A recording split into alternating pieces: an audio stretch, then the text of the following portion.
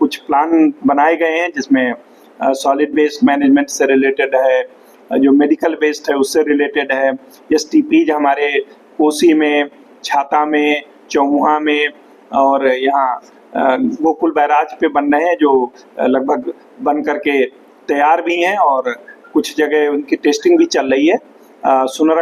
सुनरक में बनाया गया है, वृंदावन में उसकी टेस्टिंग चल रही है। तो मुझे लगता है ये सारी चीज़ें जब पूरी हो जाएंगी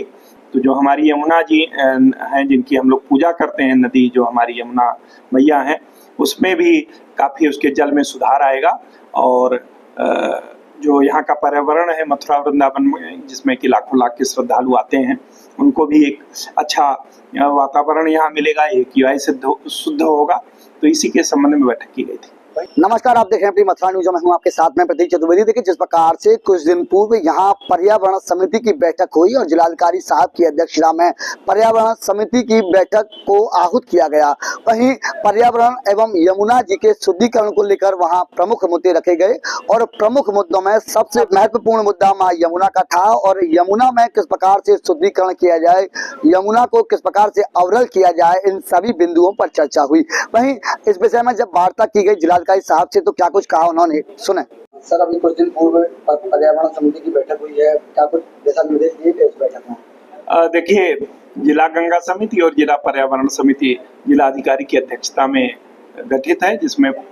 हर महीने उसकी बैठक की जाती है यमुना की साफ सफाई के लिए। और जो नाले पहले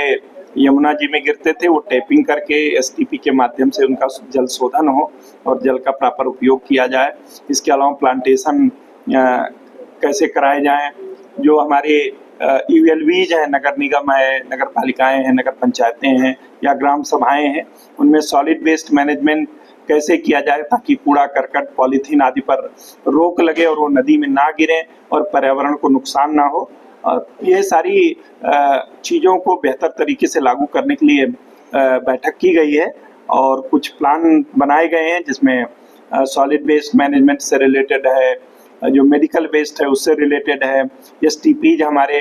कोसी में, छाता में, चौमुहा में और यहाँ गोकुल बैराज पे बन रहे हैं, जो लगभग बन करके तैयार भी हैं और कुछ जगह उनकी टेस्टिंग भी चल रही है। सुनरक में बनाया गया है, वृंदावन में उसकी टेस्टिंग चल रही है। तो मुझे लगता है ये सारी चीज़ें जब पूरी हो जाएंगी